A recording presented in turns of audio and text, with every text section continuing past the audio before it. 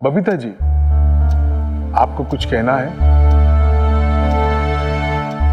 आपने जो एफिडेविट में लिखा है कि आप अपना केस खुद रिप्रेजेंट करेंगे, इससे पहले अदालत किसी नतीजे पे पहुंचे, आपको कुछ कहना है? यस मी लॉर्ड।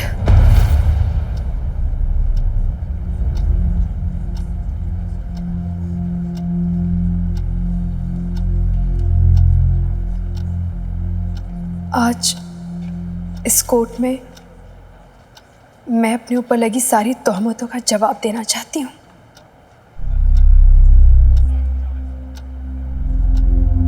लेकिन बबीता जी, आपके हस्बैंड सारे चार्जेस प्रेस नहीं कर रहे, आपको जवाब देने की जरूरत नहीं है। जरूरत है योर ऑनर।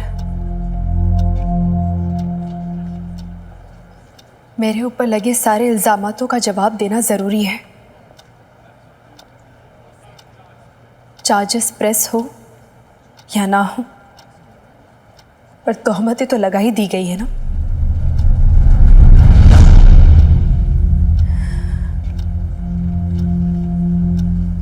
अगर मैंने कुछ नहीं बोला तो केस जरूर बंद हो जाएगा, पर एलिगेशंस तो बच जाएंगे और फिर वो रह रहकर मेरे सामने आते रहेंगे। इसलिए इस पिटीशन में छिपे हर एक सवाल का जवाब मैं देना चाहती हूँ, अगर आपकी परमिशन हो तो। Please proceed. योर ऑनर, मैं आज इस कोर्ट में आपके सामने अपने सेल्फ रिस्पेक्ट और डिग्निटी से जिंदगी जीने की राइट्स मांग रही हूँ। अपने आत्मसम्मान की रक्षा के लिए मैं यहाँ पर खड़ी हूँ। और किससे? अपने पति से।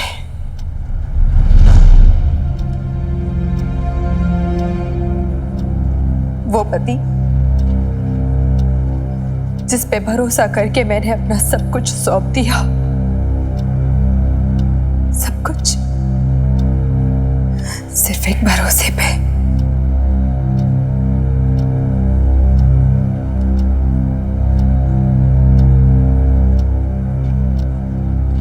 जज साहब, मेरे पति ने मेरा भरोसा तोड़ा है,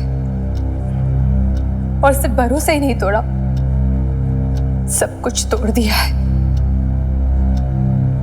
मुझे दिया हुआ वचन, मेरे माता पिता को किए वादे, मेरी बेटी का कोमल मन, सब कुछ तोड़ दिया सिर्फ एक झटके में।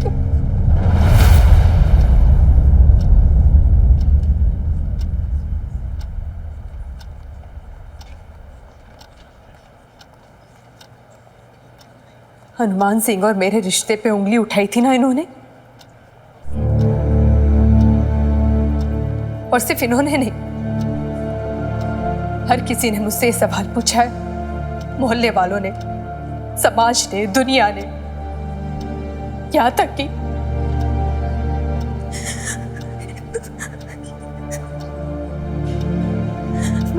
मेरे भाई ने भी।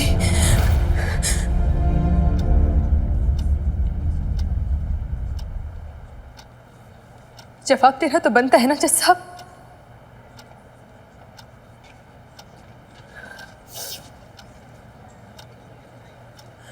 इस पिटीशन में लिखा है कि मेरे और हनुमान सिंह के नाजायज संबंध है। नाजायज क्यों? क्योंकि ना वो मेरा भाई है, ना पिता, ना मामा, चाचा, फूफा, कोई भी नहीं, कोई दूर का रिश्तेदार भी नहीं। इसलिए संबंध नाजायज हो गए। क्यों? ये कहाँ लिखा है, किस कानून में लिखा है कि संबंधों का नाम होना जरूरी होता है? ठीक है, नाम होना जरूरी होता है ना, तो नाम दे देती हूँ। क्या नाम दूं? बहुत सोचा मैंने, बहुत टटोला कि नाम क्या होना चाहिए, ऐसा नाम जो जायज लगे।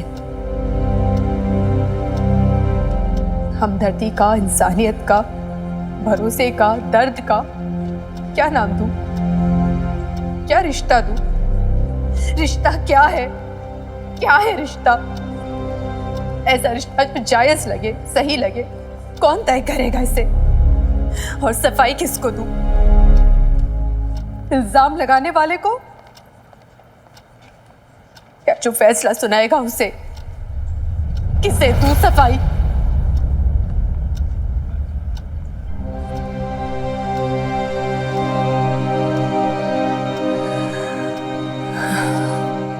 नहीं जज साहब, आज मैं बबीता अपने और हनुमान सिंह के रिश्ते की कोई सफाई नहीं दूंगी, कोई एक्सप्लेनेशन नहीं, कुछ भी नहीं, एक शब्द नहीं। मेरा और हनुमान सिंह का कोई रिश्ता नहीं है सिवाय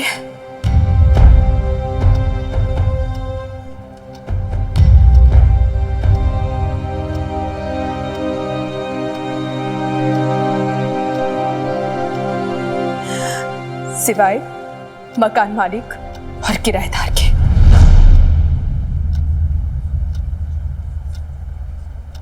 हाँ, मैं उनके घर में रहती हूँ पर किराया देती हूँ।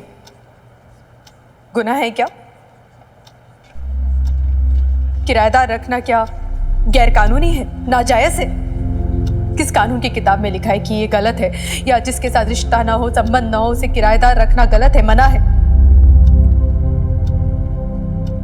कहीं नहीं जज साहब, ना कोई ऐसा कानून है ना कोई कंपल्शन। ये सिर्फ हथकंडे हैं आदमी के औरतों को चुप करने के, उसे डराने के, धमकाने के, उसे शर्मिंदा करने के, ताकि वो चुप रहे और खड़े होकर लड़े ना, अपनी आवाज ना उठाए।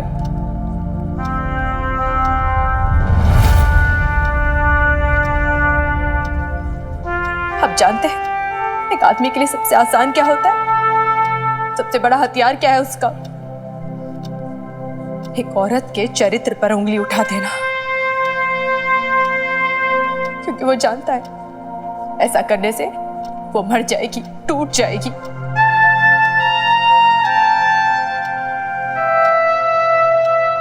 और सदियों से आदमी यही तो करते आ रहे हैं, औरत के चरित्र पर उंगली उठाते, उसे चुप करते आ रहे, उसे शर्मिंदा करते आ रहे, उसे कंट्रोल में करते आ रहे। लेकिन अब नहीं,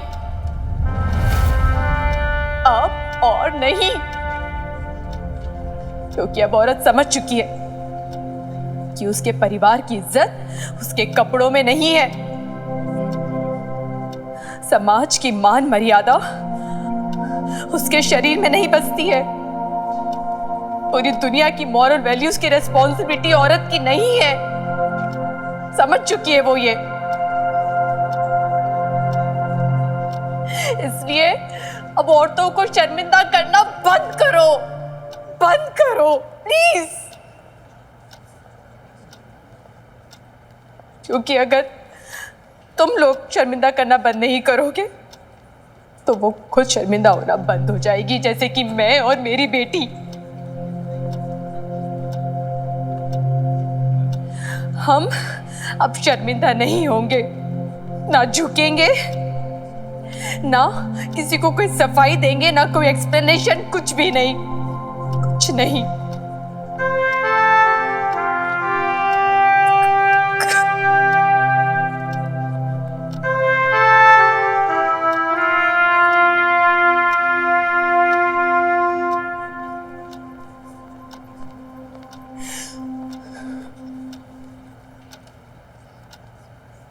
मुझे जो कहना था मैंने कह दिया। जैसा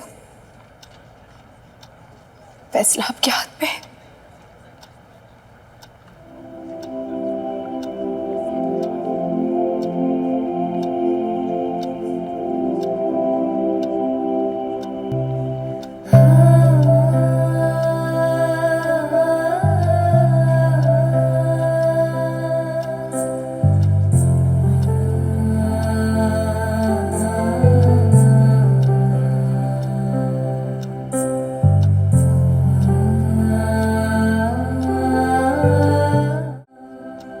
ये अदालत मिस्टर अशोक खुराना और बबीता खुराना की अर्जियों को मंजूर करते हुए उन दोनों को डिवोर्स की डिक्री ग्रांट करती है।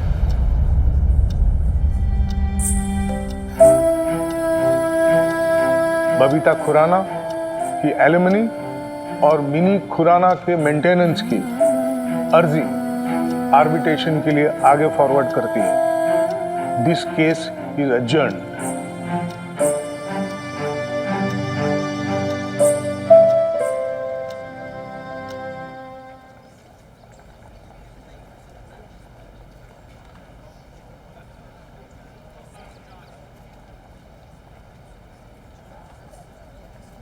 हाँ जी, अशोक खुराना जी और बबीता खुराना जी, आपकी एलिमनी आर्बिट्रेशन का प्रोसेस शुरू होने जा रहा है।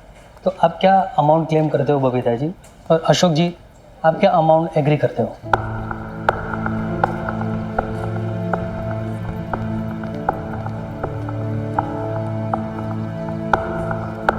जो भी बबीता बोले, जो भी रीजनेबल हो। और आप क्या कहते हो बबीता जी?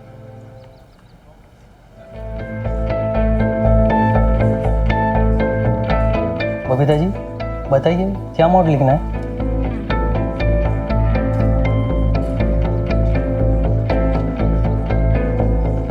कुछ नहीं।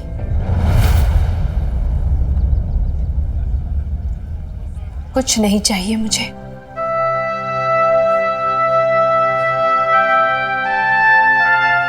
आपने सुना नहीं अशोक खुराना, या समझा नहीं? बबीता अब वो बबीता नहीं रही जो 17 साल की सेवा और तपस्या के बाद चंद टुकड़े दे दो प्यार के और खुश हो जाती थी। नहीं, ये बबीता बदल चुकी है। ये बबीता वो है जो दुनिया से अपना हक लेने चली है।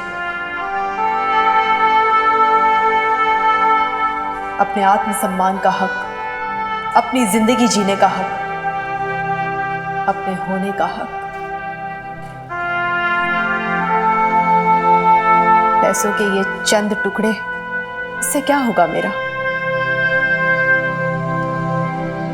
मुझे तो पूरा का पूरा आसमान चाहिए, अपने हिस्से का।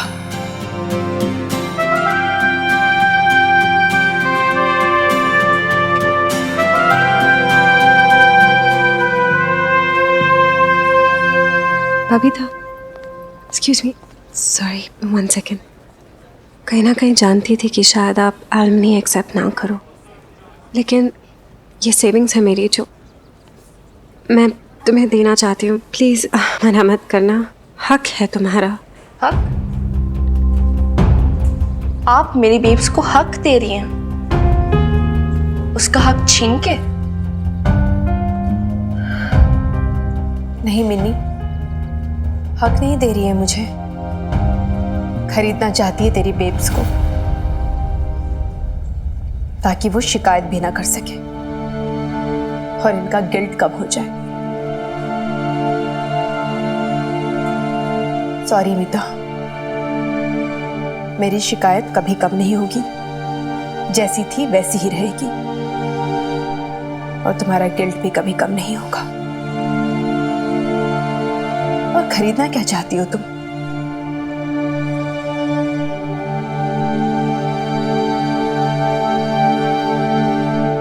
ये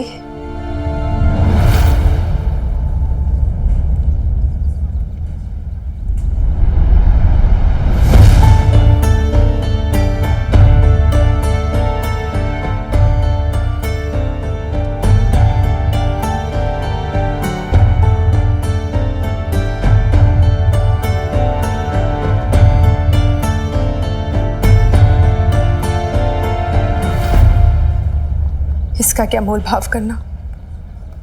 तुम यूं ही मांग लेती, मैं यूं ही दे देती।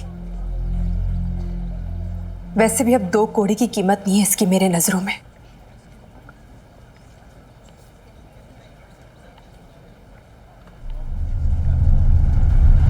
मुझे तो एक काले मोती खुशी नहीं दे पाए,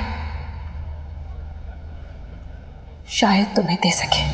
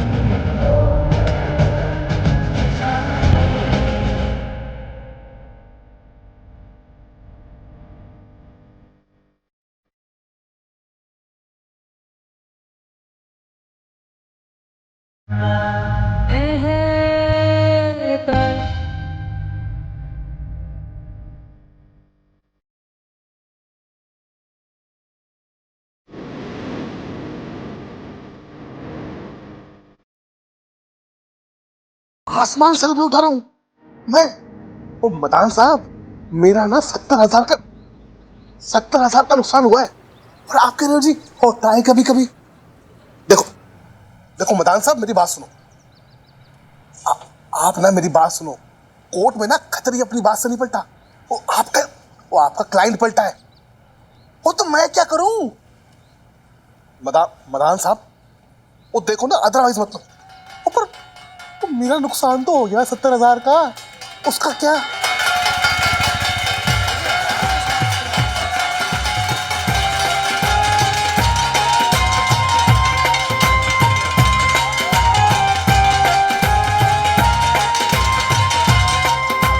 है मधु, कसम भोले बाबा की, ये नहीं दिखा तो दिमाग ही चल गया बुढ़ापे में। देख कैसे थाली पीट रही है मोहल्ले में खड़ी होके। हैं? सुना है अकेले रहने वाली औरतों को प्रेत चमड़ जाते हैं। कहीं इसको कोई चुड़ैल तो नहीं चमड़ गई? नहीं कह रही है तू।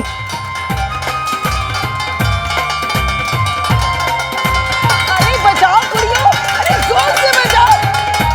करतार भाई, अदरवाइज मत लेना। ओए जश्न किस बात का है? हैं?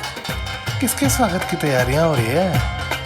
भारत के राष्ट्रपति आ रहे हैं क्या? हैं? पता नहीं खतरे से जैसे ये लोग इकट्ठा हुए ना, कोई ना कोई तो आने ही वाला है।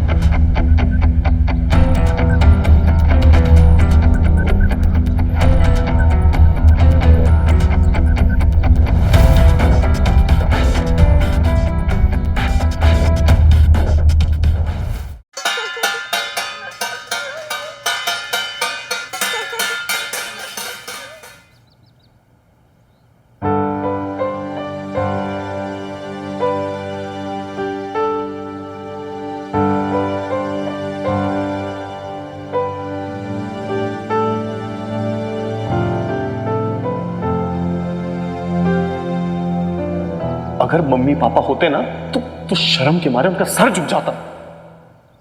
देखेंगी नहीं आप? भतीजी है आपकी।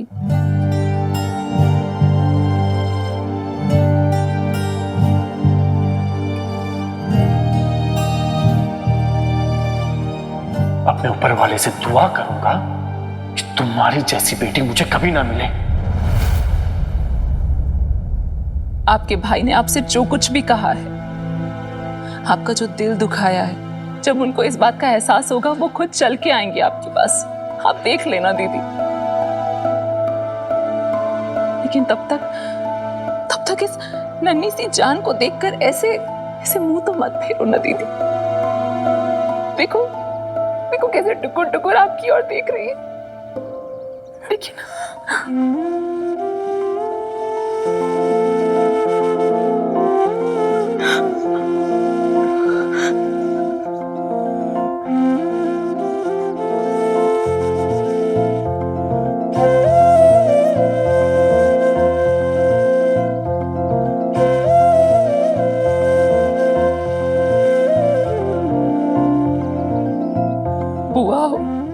शहद नहीं चटाओगी? पिंकू, पिंकू को पता है कि तुम यहाँ आई हो? नहीं, उन्हें नहीं पता कि मैं यहाँ आई हूँ। वो तो मुंह फुलाकर आपसे नाराज बैठे हुए हैं।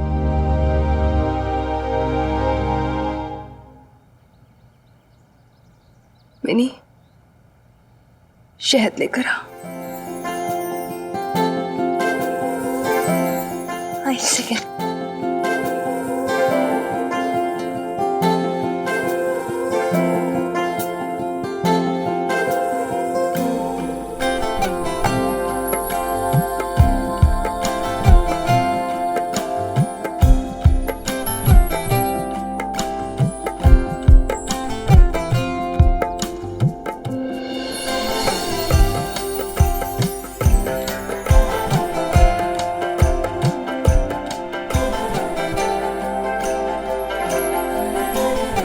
आपके भाई हमेशा से आपके जैसी बेटी चाहते थे, लेकिन अब मैं चाहती हूँ कि ये बिल्कुल आपकी जैसी हो, एकदम मिन्नी के जैसी। बुआ ही तो नाम रखती है ना हमेशा, रख दो आप कोई भी प्यारा सा नाम।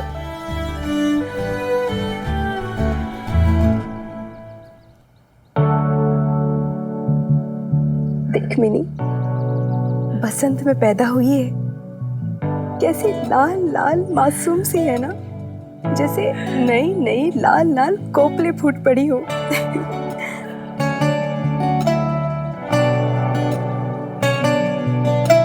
इसका नाम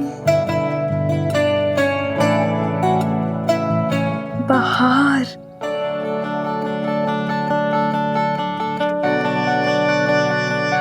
बहार नाम रखना इसका, सरोजा।